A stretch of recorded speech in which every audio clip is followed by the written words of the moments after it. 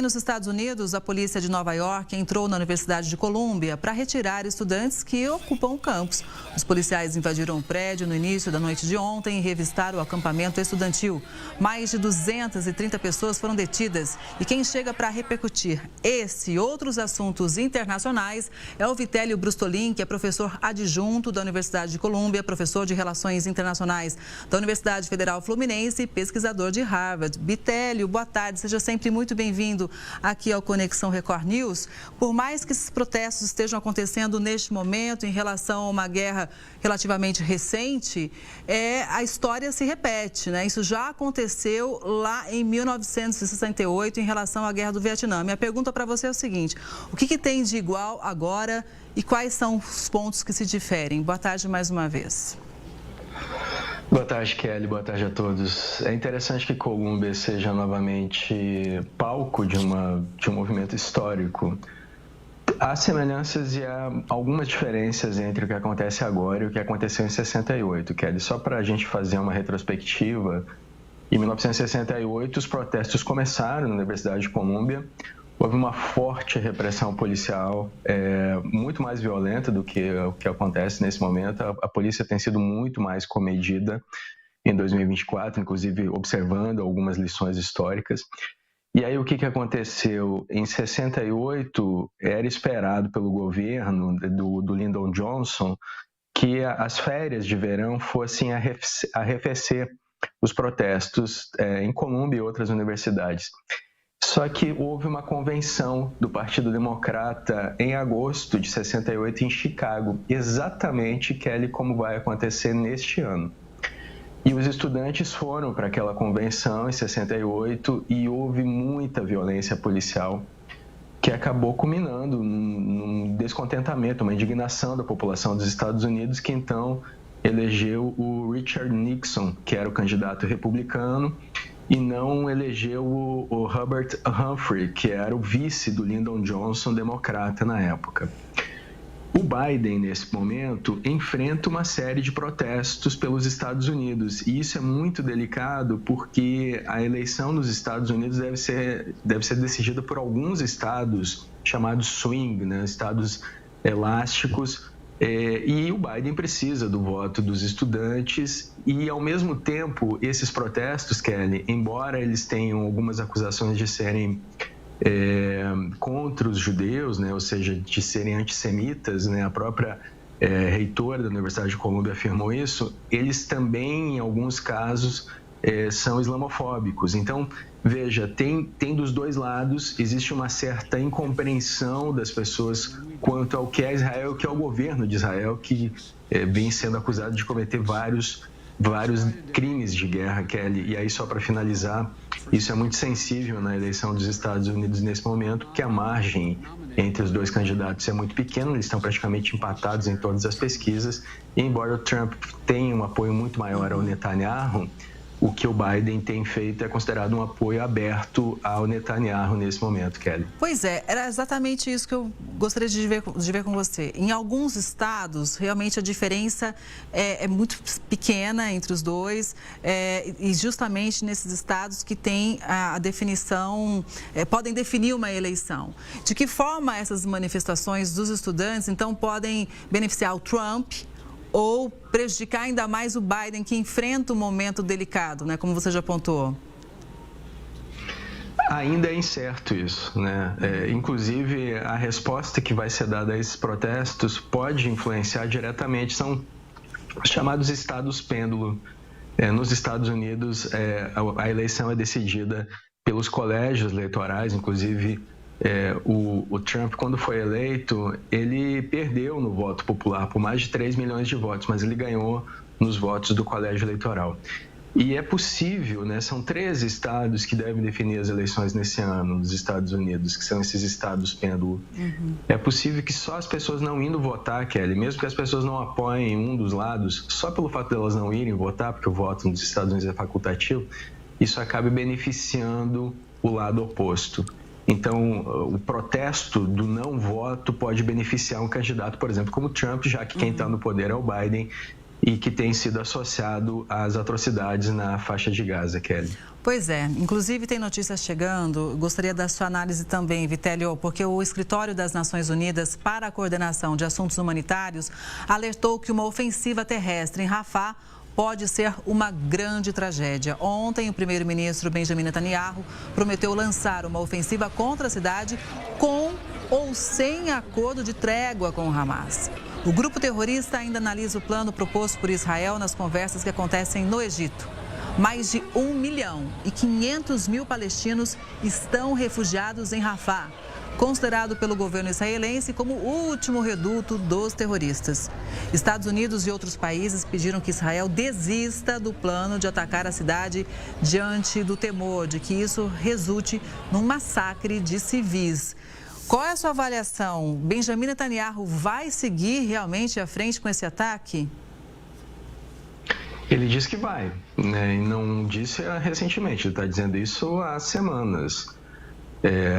A questão existe uma tentativa de um acordo novamente, o Egito tem intermediado isso entre Israel e o Hamas. O ponto de convergência é que deve haver uma troca de reféns. Israel ofereceria muito mais prisioneiros de guerra em Israel em troca dos 133 reféns, que a gente acredita que sejam 133, não sabemos ao certo o número, que muitos podem estar mortos, que estariam em poder do Hamas. Toda a questão é que Israel não quer um cessar-fogo definitivo, ou seja, que seria uma espécie de armistício se fosse uma guerra interestatal. Israel, depois da devolução dos reféns, quer dar um prazo para o Hamas e voltar a atacar o Hamas. É isso que o Netanyahu vem reafirmando. E o que o Hamas quer é que, com a devolução dos reféns israelenses, haja um cessar-fogo definitivo. Esse é o ponto que nenhum dos lados chega a um acordo, Kelly. E o Hamas alega que, se entregar os reféns, não vai ter mais nada para se defender de Israel depois. E, do outro lado, o Netanyahu diz que os seus aliados, né, inclusive países do Ocidente, como os Estados Unidos, que a gente falava há pouco, tem memória curta, que se esqueceram do que aconteceu em 7 de outubro, do ato terrorista do Hamas, das atrocidades que foram cometidas, as maiores na história do Estado de Israel, Kelly. Pois é, vamos seguir acompanhando e sempre, temendo pelos civis. Agora, Vitélio, um relatório da ONU revelou que destroços de mísseis norte-coreanos foram encontrados na Ucrânia. Segundo o documento, os mísseis atingiram a cidade ucraniana de Kharkiv em 2 de janeiro. Mas o relatório das Nações Unidas não consegue identificar de onde os artefatos foram lançados. A suposta venda de armas pela Coreia do Norte viola uma resolução do Conselho de Segurança da ONU, aprovada lá em 2006, a gente lembra aqui, com o aval da Rússia, Vitélio. Olha, o Putin se encontrou com o Kim Jong-un no ano passado para negociar armas. Não há dúvida de que houve uma negociação. O Kim Jong-un transferiu munição de 152 milímetros, munição antiga, para a Rússia. É que a munição é mais difícil de identificar como um míssil como esse, que é o Hwasong-11. A munição, ela se mistura com as outras. É difícil você dizer a procedência dela. Ela explode, ela vira estilhaços. O míssil deixa destroços maiores. É muito provável que esse míssil da Coreia do Norte tenha sido usado pela Rússia contra a Ucrânia. Inclusive, o Kim Jong-un quer vender mais armamento. Ele fala abertamente, ele quer vender mais armamento para a Rússia.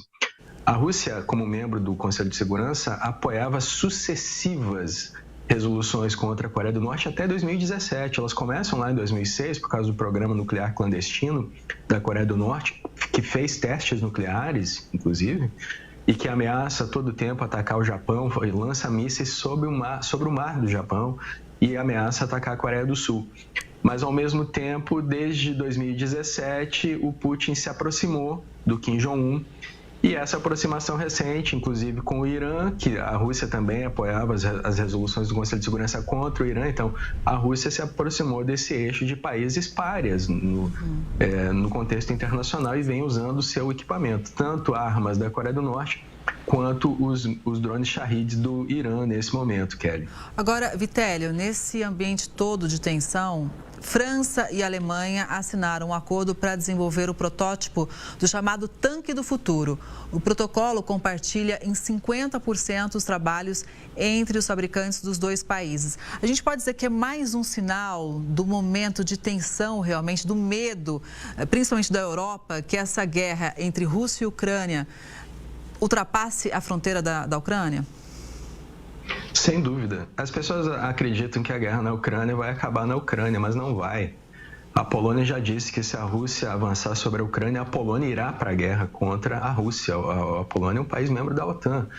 Esse tanque, o MGCS, é a sigla dele.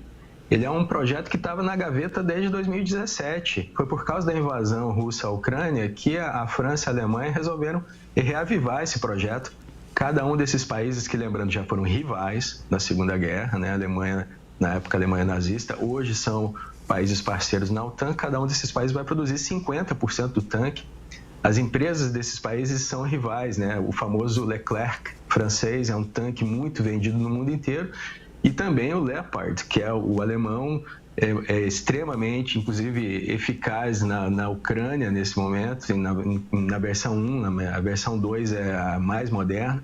Só que tem um porém, esse tanque que esses dois países, a Alemanha e a França, pretendem fazer é para 2040. E até lá a tecnologia de drones, a tecnologia anti-tanque também já vai ter avançado muito. É a constante luta entre as armas anti-tanque e os tanques de guerra, os carros de combate, que vêm sendo amplamente empregados desde a Primeira Guerra Mundial, Kelly, e que nesse momento, por conta de avanços em armamentos, especialmente em drones, eles vêm sendo colocados em xeque. Mas muitos países adquirem tanques em massa. A Polônia, por exemplo, nesse momento, compra muitos tanques de guerra, especialmente porque se prepara para uma possível guerra contra a Rússia, Kelly. E eu acho que só para a gente fechar, Vitélio, vale aqui uma reflexão que você trouxe aqui um ponto nessa última fala sua, em relação, olha, países que antes eram opositores hoje trabalham juntos. É interessante a gente observar como ao longo da história o que era inimigo hoje está na parceria, né? Dependendo do contexto, da situação e dos interesses. É verdade. Esse é o efeito colateral da guerra do Putin, né? Ele queria encolher a OTAN, né? Ele acabou expandindo a OTAN e reaquecendo a defesa da Europa, porque a Europa também teme que os Estados Unidos a abandone, não cumpra o tratado da OTAN, e a Europa teme muito o avanço da Rússia. Isso já aconteceu em 1938 com o avanço do Hitler na Segunda Guerra, quando ele marchou sobre a Polônia. Então, é aberto. David Cameron, ministro das Relações Exteriores do Reino Unido, fala abertamente. O Putin vai repetir o que o Hitler fez em 1938 e a gente não deve repetir o mesmo erro histórico daquele momento que levou à Segunda Guerra Mundial, Kelly. Olha, uma coisa é fato, né, Vitéria? A gente está vivendo momentos históricos. A gente tem acompanhado, assim, muita coisa. A gente fala, nossa, estamos vivendo isso mesmo? Estamos cobrindo isso mesmo? E o pior é que ninguém sabe como tudo vai terminar, né? Seguimos analisando aqui, contando com a sua análise sempre. Uma boa tarde para você, Vitélio, e até a próxima. Boa tarde a todos, até logo. Até.